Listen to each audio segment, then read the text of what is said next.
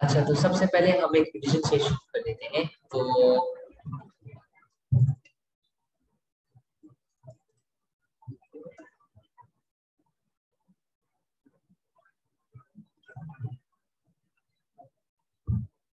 तो इंस्टॉलेशन के बाद जो भी हमने चीजें किया है वो मेरे ख्याल से चैप्टर 4 ऑनवर्ड्स है, योर फर्स्ट लिनक्स एक्सपीरियंस। तो उसके तो वहां से ही हम शुरू कर लेते हैं अपने रिविजन को।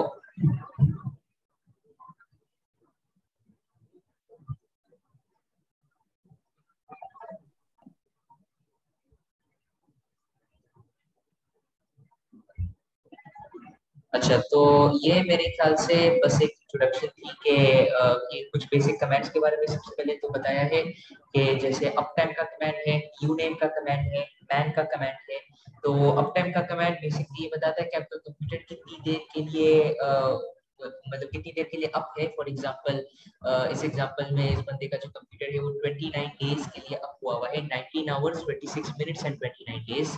तो यहाँ आप ये भी देख सकते हो। फिर उसके बाद फ्लैग्स हमने पहले भी डिस्कस किया है, तो ये एक और कमांड है यूनेम के नाम से, जो आपका सारा सिस्टम डिटेल्स बताता है। तो इन दिस केस हमने एस, आर और वी के फ्लैग्स को भी यहाँ यूज किया हुआ है। और फिर उसके बाद हमारे पास ये मैन का कमांड है। मैन का मतलब है मैनुअल, जिससे हम कमांड्स के पूरा मैनुअल देख सकते हैं। तो जैसे मैन यूनेम, तो यूनेम कमांड का मैनुअल आ जाएगा, या मैन अप टाइम, तो अप टाइम कमांड का मैनुअल आ जाएगा। तो इस तरह से हम सारे कमांड्स के मैनुअल्स को भी देख सकते हैं। अच्छा, उसके बाद हमारे पास है अभी मैं कमेंट्स पे ही कॉन्सेंट्रेट कर रहा था क्योंकि ये सिर्फ एक विजन है। बाकी मतलब अगर इन डेप्थ जाना है तो लेक्चर्स तो अवेलेबल है ही यूट्यूब के ऊपर, तो आप वो भी फिर से देख सकते हो।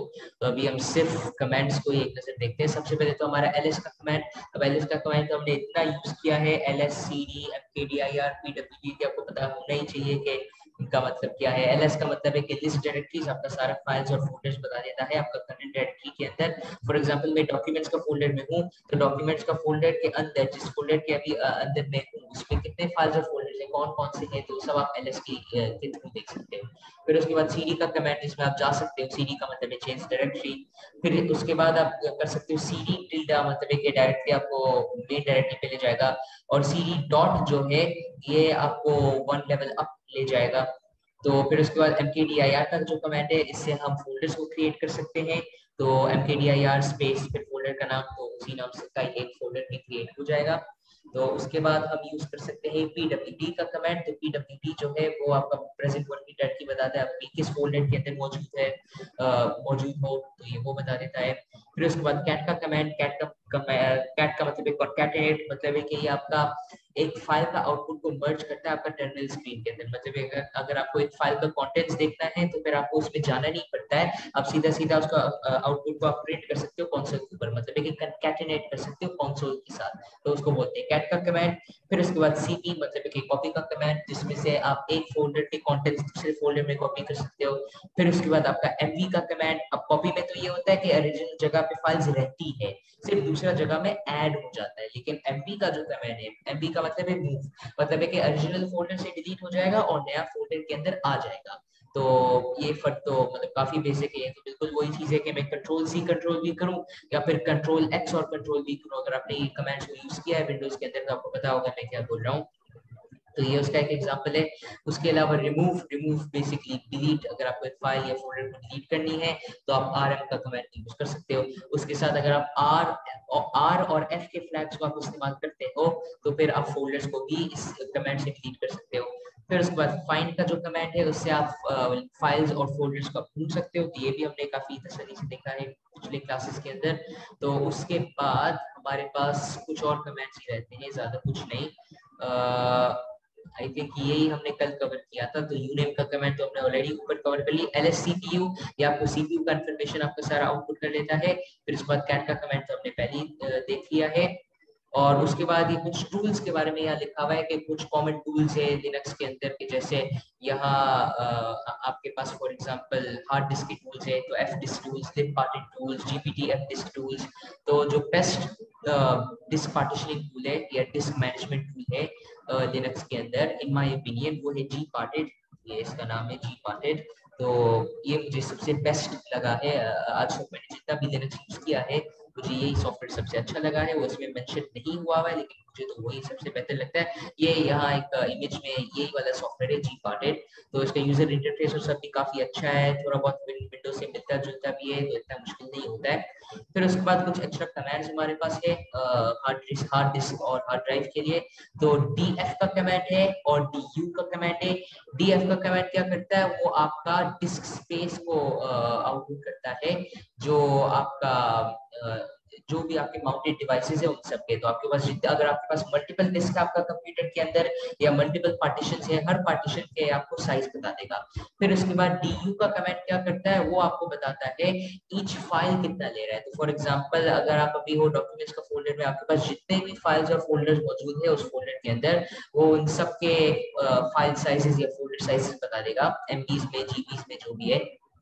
लेकिन अगर आप ऐसा करना चाहते हो कि जिस फोल्डर के अंदर आप अभी हो, फॉर एग्जांपल मैं डॉक्यूमेंट्स का फोल्डर के अंदर हूँ, अब मैं देखना चाहता हूँ कि डॉक्यूमेंट्स का फोल्डर का जो टोटल साइज है वो क्या है, तो मैं ये एस का फ्लैग लगा सकता हूँ, जिससे मुझे टोटल फाइल साइज पता चल जाएगा उस फोल्डर का जिसके अंदर मैं अभी मौजूद हूँ। तो ये हमने 3 वेरिएशंस देखा था पहले, डीएफ और डीयू कमेंट का। और उसके बाद रिमूवेबल स्टोरेज का तो चैप्टर हमने बिल्कुल स्किप ही कर लिया है। और आई थिंक जहां तक मुझे पता है, ये कौन सा चैप्टर है, ये चैप्टर नंबर 5 है। ये आपका एग्जाम में मेरे ख्याल से आएगा ही, जहां तक मुझे पता है, आई थिंक आएगा ही। मैं अगर एक दफा देख लूं, क्योंकि मैंने सेंड किया था, तो हमारे एग्जाम के अंदर जो लिनक्स का एग्जाम है, इसके अंदर चैप्टर्स 1, 2, 4, 5, 7, 8 और 9 आएंगे। तो चैप्टर 3 जो हमने पढ़ा था, तो हमने तो सारे चैप्टर्स ही किया है बुक का, लेकिन चैप्टर 3 जो है वो मैं देख लेता हूँ। तो चैप्टर 3 हमारा जो है, ये वाला जो चैप्टर है, ये नहीं आएगा, लिनक्स का इंस्टॉलेशन का चैप्टर है, क्योंकि वो लाइव क्लास में ऑलरेडी किया है, पीआईआईसी का जो लाइव क्लास है। फिर उसके बाद जो चैप्टर नंबर 6 है, तो चैप्टर नंबर 6 में ये आपको ये भी स्किप होगा, ये भी एग्जाम के अंदर नहीं आएगा। तो ये चैप्टर 5 के बाद वाला ही है। तो ये है चैप्टर नंबर 6 जो हमने मेरे ख्याल से अभी तक शुरू नहीं किया है। जी, तो यहाँ लिनक्स एप्लीकेशंस, तो ये कुछ ऑल्टरनेटिव्स बताता है विंडोज का, ये हमने कवर कर लिया है, कल ही हमने किया था। ऑफिस एप्लीकेशंस जैसे माइक्रोसॉफ्ट ऑफिस का ऑल्टरनेटिव है लिब्रे ऑफिस, लिब्रे ऑफिस का राइटर, कैल्क, इम्प्रेस, ये सारे एप्लीकेशन आपके पास मौजूद है। मल्टीमीडिया एप्लीकेशंस, तो अगर आपको फोटोशॉप को कोई अल्टरनेटिव चाहिए, तो एक मेरे ख्याल से गिफ्ट के नाम से एक एप्लीकेशन है, तो आप उसको यूज कर सकते हो मल्टीमीडिया के लिए। जैसे वीएलसी है, वीएलसी लिनक्स के अंदर भी है। MP3 प्लेयर के रिदम बॉक्स या XMMS, ये कुछ एप्लीकेशन है, इनको भी आप यूज कर सकते हो। इमेजिंग एप्लीकेशंस, मतलब है कि वही फोटोशॉप का ऑल्टरनेटिव, या गिफ्ट सबसे पॉपुलर वाला है। तो पीडीएफ और सबको व्यू करने के लिए आप नोम का गोस्ट भी एप्लीकेशन यूज कर सकते हो, तो वो भी एक ऑल्टरनेटिव है अडोबी एक्रोबैट का। और अभी हम करेंगे चैप्टर नंबर 7। तो चैप्टर नंबर 6 और 3 नहीं आएंगे जो हमने अभी तक कवर किया है, लेकिन बाकी सब हम पढ़ेंगे चैप्टर नंबर 9 तक। तो यूजिंग द लिनक्स कमांड, ये बहुत ही लंबा है, मेरे ख्याल से ये 2 दिन तो आराम से चलेगा। इसलिए नहीं कि ये बहुत ही बड़ा चैप्टर है, इसलिए क्योंकि यहाँ आप देख सकते हैं कि बहुत सारे कमेंट्स यहाँ मौजूद है, तो इन सबको हमें देखना तो पड़ेगा, चाहे थोड़ा थोड़ा बहुत ही सही, लेकिन देखना तो हमें पड़ेगा। तो उसके बाद चैप्टर 8, ये कुछ बेसिक एडमिनिस्ट्रेशन और सिक्योरिटी चीजें हैं, तो कुछ एप्लीकेशंस और कमांड्स के बारे में बताया, जैसे टॉप का कमांड यहाँ उन्होंने बताया, टॉप का कमांड। उसके अलावा हार्ड डिस्क का कुछ वो ईटीएफ का जो कमांड हमने देखा था, तो यूजर मैनेजमेंट के लिए भी जो chmod का कमांड है, और भी कुछ ऑप्शन है जो आप टर्मिनल में इस्तेमाल कर सकते हो। एक यूजर मोड के नाम से भी एक कमांड है, ग्रुप ऐड के नाम से भी एक कमांड है। तो ये सारे चीजें हम तसल्ली से देख लेंगे, ये बहुत ही इंपॉर्टेंट चैप्टर है chmod और फाइल प्रोटेक्शन का। और इसके बाद हमारा आखिरी चैप्टर आएगा, चैप्टर 9, जिससे हम स्क्रिप्टिंग सीखेंगे। तो ये मेरे ख्याल से बताता है कि विम को कैसे यूज करना है, और फिर इसके बाद कुछ सिंपल बैश स्क्रिप्टिंग हम सीखेंगे इस चैप्टर के अंदर, और उसके बाद ये बुक खत्म हो जाएगी। तो चैप्टर 7 के बाद मेरे ख्याल से इंशाल्लाह ये सब हम कवर कर सकते हैं अगले 4 दिन के अंदर। तो अभी मंडे है, तो समझो इस वीकेंड से पहले पहले ये सबको कवर करना पॉसिबल है, लेकिन आपको खुद से भी डेफिनेटली इसको रिवाइज करना पड़ेगा, पढ़ना पड़ेगा। लेकिन फिर उसके बाद हम फौरी तौर पे डॉक्टर को शुरू हो जाएंगे, क्योंकि फिर टाइम भी अभी काफी कम रह गया, सिर्फ तकरीबन 10 दिन बाकी है, फिर उसके बाद एग्जाम शुरू हो जाएंगे लिनक्स के। तो चैप्टर 7 से हम आज शुरू करते हैं। सबसे पहले तो मैं अपना वर्चुअल मशीन को खोल के रख देता हूँ इन द मीन टाइम।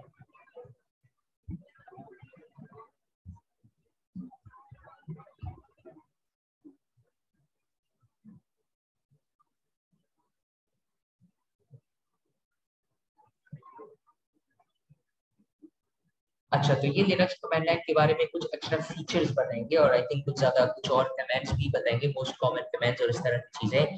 तो अभी हम देखेंगे यहाँ एक टर्मिनल का एक फीचर है, कमांड नहीं है ये, बस एक नॉर्मल फीचर है जो आप इस्तेमाल कर सकते हो। तो इसका नाम है ऑटो कंप्लीट। तो अगर आपने फॉर एग्जाम्पल यूनेम का कमांड है, तो अगर आपने UNAM टाइप कर लिया है, तो अगर आप चाहते हो कि आप इसको ऑटो कंप्लीट करो, तो आप टैब का की को क्लिक कर सकते हो, तो खुद ब खुद ऑटो कंप्लीट हो जाएगा। तो खैर ये तो एक बहुत ही बेसिक एग्जांपल है। अब इतना छोटा वर्ड के लिए अब एक ही लेटर जहाँ रह गया है वहाँ क्या जरूरत है टैब का की को दबाने के लिए, ही आप टाइप कर सकते हो। लेकिन बड़े कमांड जब आप टाइप करते हो, जब आप बड़े चीजें को टाइप करते हो, तो फिर ये टैब का जो की है वो काफी कम में आ सकता है। आपको बस ये याद रखने की जरूरत है कि कमांड कंप्लीशन का ऑप्शन मौजूद है लिनक्स के अंदर, तो आप उसको इस्तेमाल कर सकते हो। तो वो हम अभी देखेंगे जैसे वर्चुअल मशीन खुल जाता है। फिर इसके बाद कमांड हिस्ट्री हम देख सकते हैं। तो कमांड हिस्ट्री में ये कुछ चीजें हैं जो आप देख सकते हो, arrow keys up and down, arrows की लेफ्ट एंड राइट, ये आप देख सकते हो। फिर कंट्रोल A, कंट्रोल E, ये भी आप देख सकते हो। फिर डिलीट का की, फिर बैक स्पेस का की और कंट्रोल R, तो ये भी हम देख लेंगे कि क्या है। और फिर उसके बाद हम कुछ एसेंशियल लिनक्स कमांड्स देखेंगे। तो उससे पहले हम कम से कम ये दोनों चीजें तो कवर कर लें, फिर उसके बाद हम आगे बढ़ जाएंगे जैसे ये लोग हो जाए।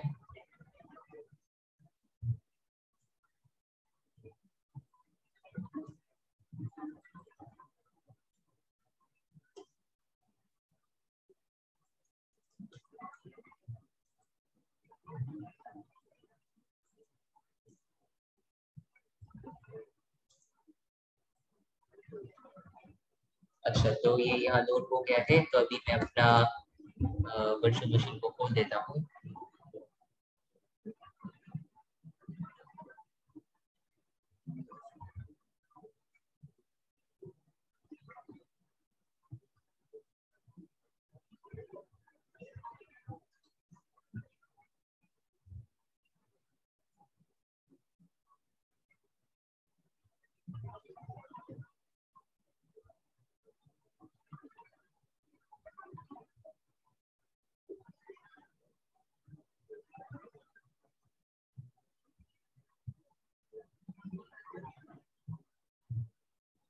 अच्छा, तो अब ये लोड हो गया है, तो अभी मैं अपना टर्मिनल को खोल देता हूँ।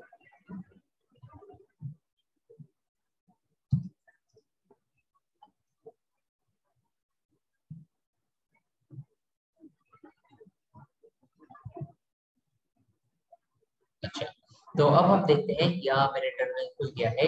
तो अब हम देखते हैं यहाँ से सबसे पहले शुरू करते हैं ऑटो कंप्लीशन। तो फॉर एग्जांपल मुझे यूनेम का कमेंट को टाइप करना है, ठीक है। तो अगर मैं UNA टाइप करता हूँ और फिर टैब दबा देता हूँ तो कुछ नहीं होगा। तो ये आप देख सकते हो, टैब जब दबाता हूँ तो बस यही आता है इसके अंदर। तो ये क्या है, जब आप टैब दबाते हो तो आपको सारे ऑप्शंस दिखाता है जितने भी, लेकिन वो ऑटो कंप्लीट नहीं करता है। तो ऑटो कंप्लीट करने के लिए जो है फुल स्क्रीन, ये फुल स्क्रीन नहीं हो सकता है, क्योंकि अगर मैं फुल स्क्रीन मोड के अंदर जाता भी हूँ तो ये होता है। तो ये एक मसला है छोटा सा वर्चुअल मशीन्स के साथ, तो इसका तो कोई फिक्स करने का तरीका नहीं है। मेरे ख्याल से आपने या तो ड्यूल बूट किया होगा या फिर आपने वर्चुअल बॉक्स का जो एक्सटेंशन पैक है उसको आपने कॉन्फ़िगर किया होगा। मुझे अभी तक टाइम नहीं मिला है, याद ही नहीं रहा ये करने के लिए, तो अभी तो मैं फिलहाल ऐसे ही चला रहा हूँ। तो अगर आप कंप्यूटर पे भी देखोगे तो आई थिंक ये आपको सही नजर आएगी इंशाल्लाह। खैर कंटिन्यू कर लेते हैं। तो क्योंकि UNA टाइप करने से आप ये ऑटो कंप्लीशन तो हो ही नहीं सकता, कितने सारे कमांड्स होंगे जिसमें UN और A लिखा हुआ होगा। जैसे अब इस एग्जांपल में तो सिर्फ दो ही है, अनलाइज का कमांड और यूनेम का कमांड, ये दोनों यहाँ यूज हो सकते हैं। तो इसका फिर तरीका क्या है, आप एक और लेटर अगर लिखते हो UNAM और फिर आप टैब का बटन को क्लिक करोगे तो फिर आप देख सकते हो ये खुद ब खुद ऑटो कंप्लीट हो गया है इधर। तो ये एक और भी इसमें अच्छा फीचर है कि अगर आपको पता ही नहीं है कि आपको कौन सा कमांड चलाना है, जैसे आपको सारे कमांड्स देखने हैं जो यू से शुरू होता है, आपने यू टाइप कर ली, फिर आपने टैब का बटन को प्रेस की, तो उसके बाद वो आपके उसके सारे कमांड्स दिखाएगा। आप देख सकते हो कि यहाँ सारे कमांड्स है जो लिनक्स के अंदर यू से शुरू होता है। तो आप वो सब देख सकते हो। अगर आप एंटर दबाते जा सकते हो तो आप देख सकते हो कि यहाँ जितने भी कमांड्स अवेलेबल है वो सब यहाँ डिस्प्ले हो जाएंगे। तो वो सारे कमांड्स है जो यू से शुरू होते हैं लिनक्स के अंदर।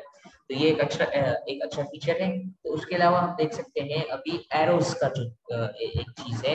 तो अगर आपने फॉर एग्जांपल एक कमांड को टाइप कर लिया है, फॉर एग्जांपल आपने एक बहुत ही बड़ा कमांड टाइप किया आपने, फॉर एग्जांपल कोई जैसे 2 लाइंस का, फॉर एग्जांपल इतने भी बड़े बड़े कमेंट्स भी होते हैं कभी कभी लिनक्स के अंदर।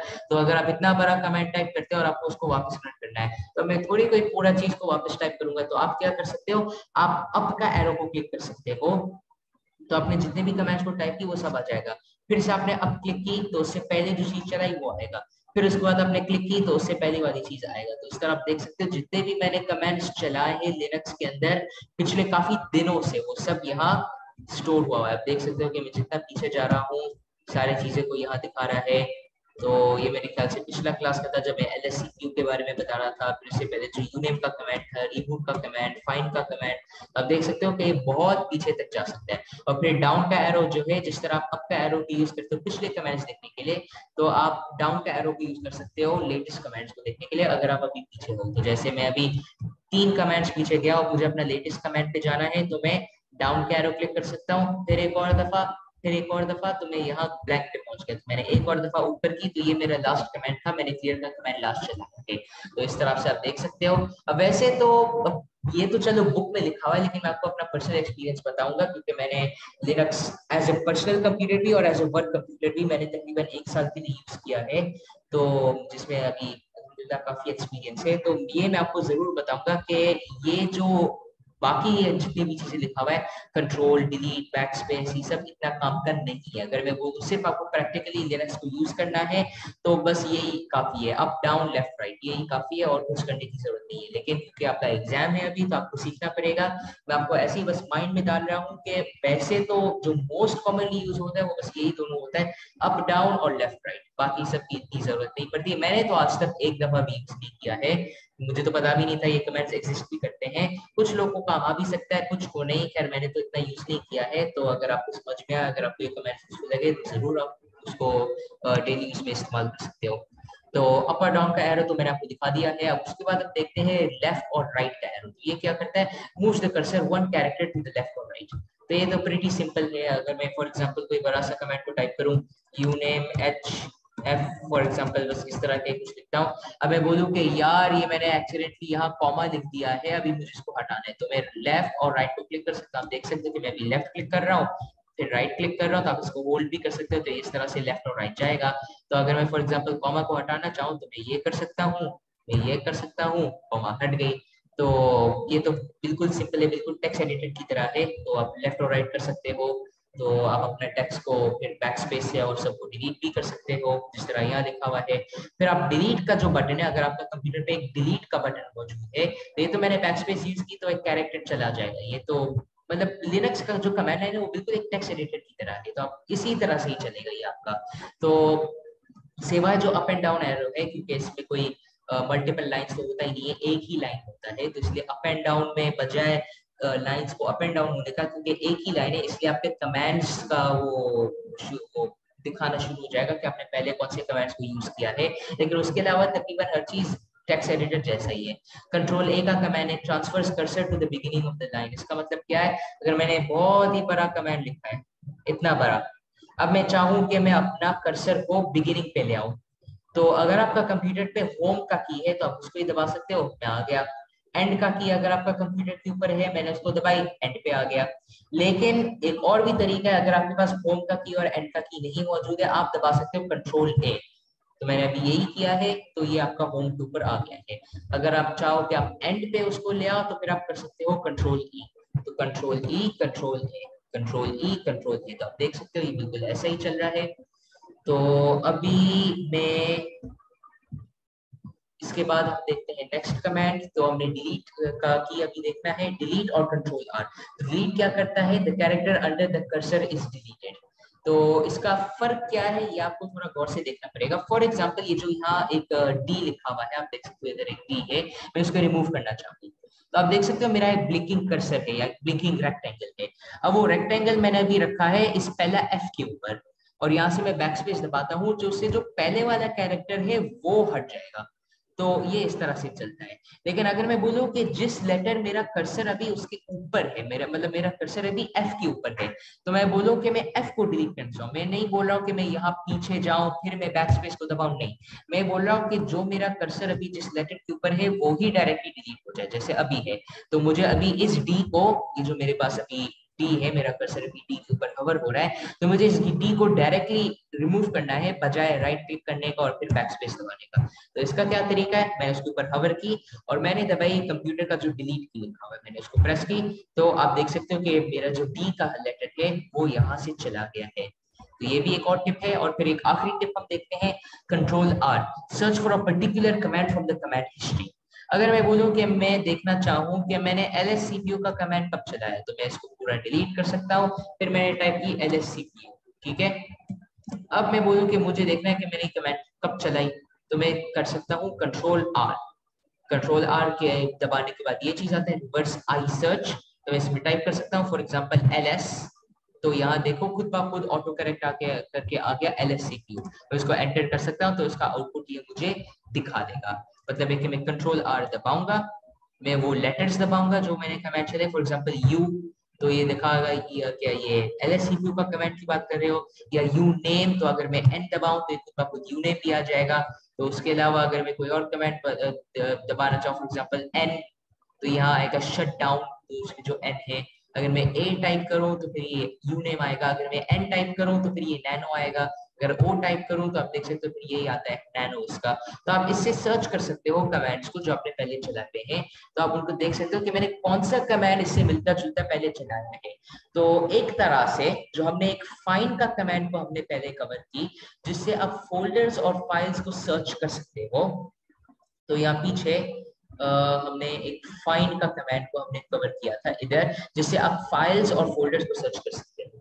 तो इसी तरह से जिस तरह फाइंड का कमांड फाइल्स और फोल्डर्स के लिए यूज होता है, बिल्कुल इसी तरीके से ही जो आपके पास ये वाला कमांड है जो आपके पास है कंट्रोल आर, तो कंट्रोल आर से आप सर्च कर सकते हो कमांड्स को, तो वो है फाइल या फोल्डर सर्चिंग, ये है कमांड सर्चिंग, तो ये आप कर सकते हो कंट्रोल आर के थ्रू। अब ये सब हमने कवर कर लिया है। अब इसके बाद हम जाते हैं एसेंशियल लिनक्स कमांड्स के ऊपर। तो यहाँ हमारे पास बहुत सारे कमांड्स यहाँ मौजूद है। अब यहाँ मैं आपको एक चीज रिकमेंड करूंगा, अब बहुत सारे यहाँ जो कमेंट्स लिखे हुए हैं, मतलब ये काफी ज्यादा कमेंट्स है, मतलब ये इतना कम नहीं है, काफी एक बहुत ही बड़ा लिस्ट है। अब इस सबको अगर हम कवर करने जाएंगे तो हमारा बहुत ही ज्यादा टाइम वेस्ट हो जाएगा। अगर आखिर में हमारा टाइम बच जाए और लोगों को मसला हो, स्टूडेंट्स को मसला हो इन सारे कमेंट्स में या कुछ स्पेसिफिक कमेंट्स में, तो जरूर आप मुझे पूछ सकते हो, तब इसको क्लास में भी कवर कर सकते हैं, व्हाट्सएप ग्रुप पे भी मैं आपको बता सकता हूँ कि इस कमेंट को किस तरह से चलाना है।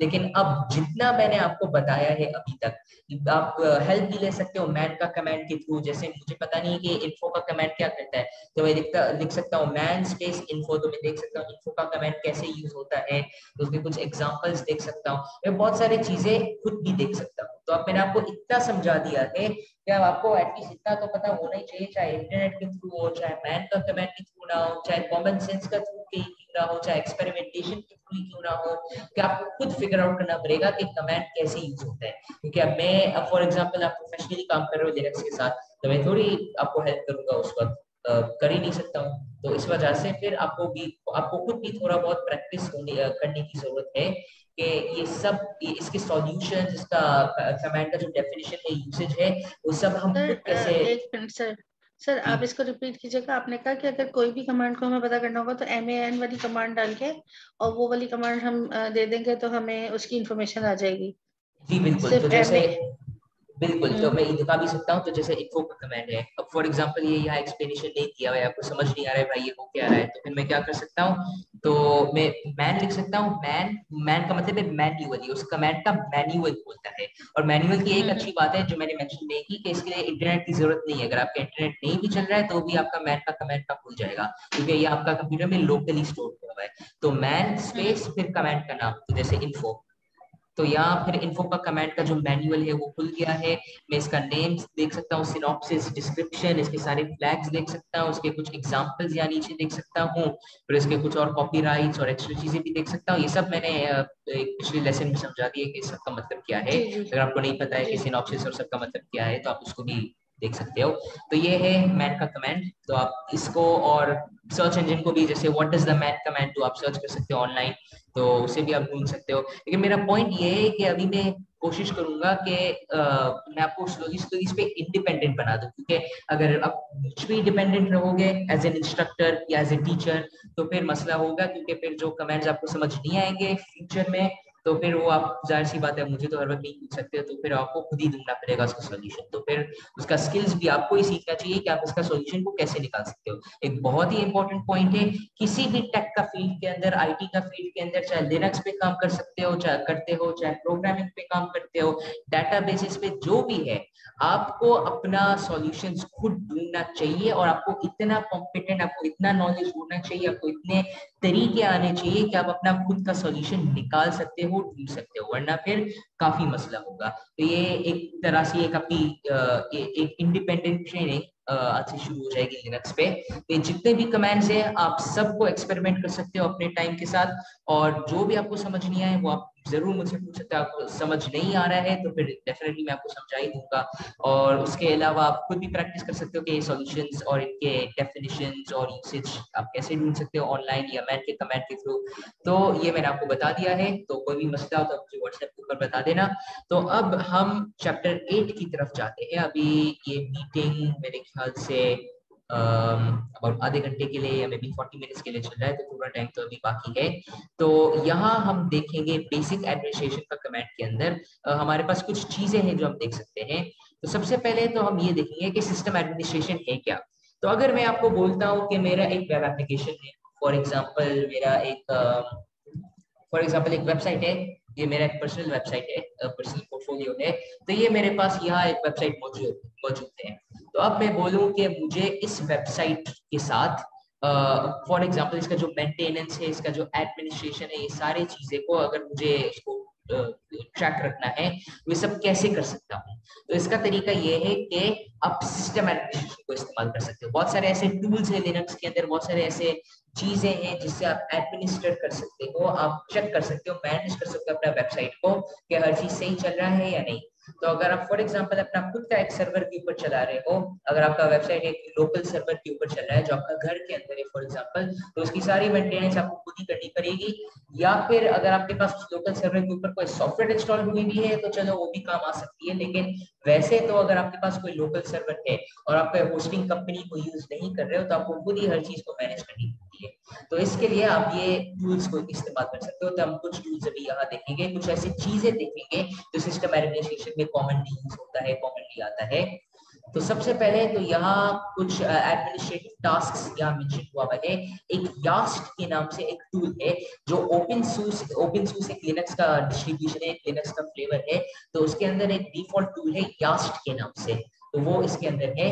तो ये फंक्शनैलिटीज आपके पास उबुंटू और फिडोरा के अंदर भी है, लेकिन ओपन सोर्स का सबसे अच्छा है, क्योंकि देखा जाए तो ओपन सोर्स जो है वो एक डेस्कटॉप ऑपरेटिंग सिस्टम है ही नहीं, उसका मेन पर्पस है सर्वर्स के लिए। तो उबुंटू के भी अपने ऑप्शंस है सर्विस के लिए, जैसे उबुंटू सर्वर के नाम से है सर्वर्स के लिए, लेकिन ओपन सोर्स बना ही ऐसे है, जब क्रिएटर्स ने बनाया तो ये ही माइंड में रखा कि कोई इसको एज ए डेस्कटॉप तो यूज नहीं करेगा, इसका मेन पर्पस एक ही पर्पस होगा, इट्स यूज्ड फॉर सर्वर्स। तो उसमें सर्वर रिलेटेड फीचर्स काफी ज्यादा है, तो और काफी लाइटवेट भी है। तो ये एक यास टूल के नाम से एक टूल है जो आप इस्तेमाल कर सकते हैं। उसके अलावा सेटिंग्स स्क्रीन के अंदर आप जाओ, अगर आप अपने सेटिंग्स के अंदर जाओ तो विंडो में आपके पास बहुत सारे इस तरह के ऑप्शंस यहाँ भी मौजूद है। इतना अच्छी तरह नहीं या इतना अच्छी तरह ऑर्गेनाइज नहीं, क्योंकि जाहिर सी बात है एक डेस्कटॉप ऑपरेटिंग सिस्टम है। तो यास्ट का जो कंट्रोल सेंटर है उसमें आपके पास सिर्फ और सिर्फ सिस्टम एडमिनिस्ट्रेशन वाली चीजें आएंगी, बाकी सारी चीजें तो आपकी सेटिंग्स के अंदर होंगी, लेकिन ये सेटिंग्स के साथ मर्ज हुआ है। तो मे भी कुछ चीजें को ढूंढना थोड़ा मुश्किल होगा, लेकिन सर्च बार तो मौजूद ही है और कुछ फीचर्स तो है ही नहीं इसके अंदर, लेकिन फिर वो काफी एडवांस फीचर्स होते हैं। जो बेसिक चीजें होते हैं वो तो हर लिनक्स डिस्ट्रीब्यूशन ये फेवर के अंदर होती है। तो ये आप कुछ चीजें देख सकते हो जिससे आप देख सकते हो कि ये चीजें कहाँ लोकेटेड है, आपका सारा सेटिंग्स आपको कहाँ से मिलेगा। तो यहाँ हम देख सकते हैं हम कुछ कमांड्स देखते हैं सिस्टम एडमिनिस्ट्रेशन के लिए। सबसे पहले तो हमारा CPU performance, CPU and memory usage का है। तो ये आप कर सकते हैं टॉप कमांड के थ्रू। टॉप का कमांड क्या करता है, वो आपके कुछ बेसिक इंफॉर्मेशन दिखाता है। तो यहाँ आप देख सकते हो कि ये बिल्कुल टास्क मैनेजर की तरह है। इसका बेस्ट कंपैरिजन जो है विंडोज के साथ वो है आपकी टास्क मैनेजर। मैं टास्क मैनेजर अगर यहाँ खोलता हूँ, मैं जाता हूँ यहाँ प्रोसेसेस का टैब के अंदर, तो आप देख सकते हो सीपीयू कितना इस्तेमाल हो रहा है, मेमोरी कितना इस्तेमाल हो रहा है, कौन सा एप्लीकेशन कितना इस्तेमाल कर रहा है, मेरा जीपीयू कितना इस्तेमाल हो रहा है, ये सब यहाँ लिखा हुआ आएगा। और इसी तरीके से खुद ब खुद अपडेट भी हो रहा है। अब देख सकते हो कुछ चीजें यहाँ अपडेट हो रहा है यूसेज के हिसाब से। तो आप यहाँ देख सकते हो कौन सा यूजर इस कमेंट को इस्तेमाल कर रहा है, कितना सीपीयू को यूज कर रहा है। जो आप देख सकते हो 4% या 4% या 3%। मेमोरी मतलब कि रैम तो 1.4% या यहाँ ये वाला 7.2% को इस्तेमाल कर रहा है। तो इस तरह से आप ये सारी चीजें को देख सकते हो। और फिर यहाँ कुछ एक्स्ट्रा इन्फॉर्मेशन भी लिखा हुआ आ रहा है। अब यहाँ देखा जाए तो मैं स्क्रीन पे स्टक हो गया, वहां पे इसे निकलूंगा कैसे, मैं क्लिक करूंगा कंट्रोल सी। कंट्रोल सी के बाद मैं क्लियर कर सकता हूँ अपने स्क्रीन को, तो ये कमेंट चला जाता है। ये एक फुल स्क्रीन कमेंट है। कुछ ऐसे कमेंट्स होते हैं जो फुल स्क्रीन होते हैं, जैसे मैन का कमेंट है। मैन का कमेंट जब आप चलाते हो तो आप ऐसे ही एग्जिट नहीं कर सकते। आप देख सकते हो कि अब मैं एक तरह से फंसा हुआ इस मैनुअल के अंदर। अब मैं क्या करूँ, तो यहाँ लिखा हुआ है नीचे प्रेस एच फॉर हेल्प और क्यू टू पेट। तो मैं क्यू क्लिक करूंगा तो ये एग्जिट हो जाएगा। लेकिन टॉप का कमेंट के लिए आप कंट्रोल सी को यूज कर सकते हो, तो फिर वो ऑटोमेटिकली क्विक हो जाएगा। या फिर आप क्यू को भी यूज कर सकते हो, तो फिर वो टॉप का कमेंट से क्विक हो जाएगा और फिर आप स्क्रीन को क्लियर कर सकते हो।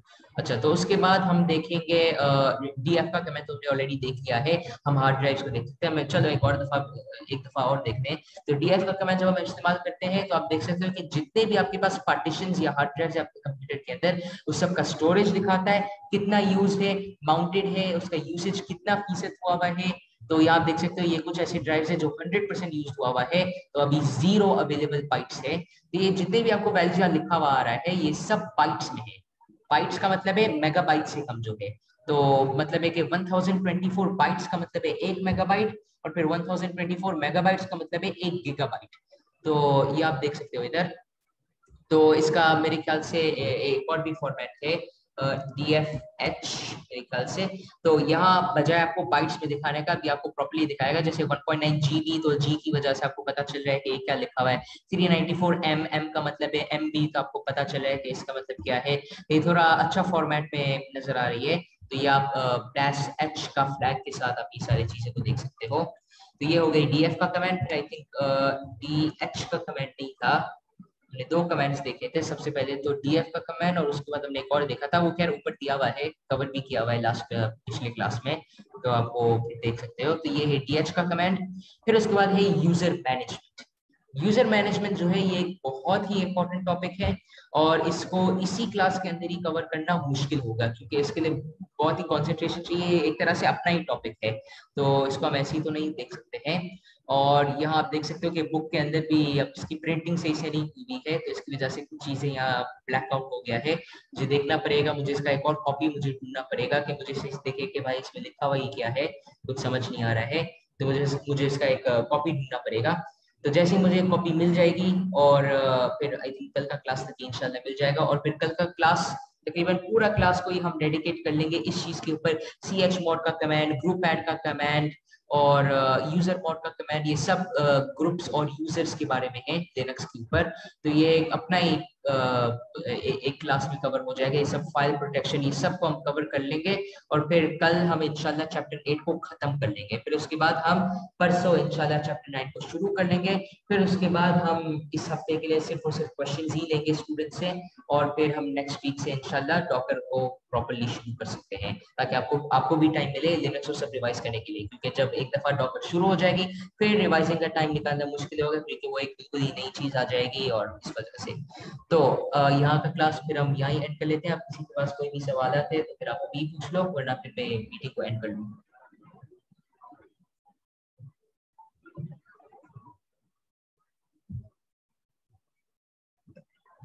नहीं सर, थैंक यू। ठीक है, सही है। तो इंशाल्लाह गुड, प्रैक्टिस प्रैक्टिस करेंगे, अगर कोई मसला होगा तो पूछ लेंगे। जरूर, सही है, ठीक है। तो अभी फिर इस मीटिंग को एंड कर लेते हैं, फिर इंशाल्लाह हम कल से शुरू कर लेंगे और सारे users and groups related comments हम देखेंगे। अल्लाह हाफिज।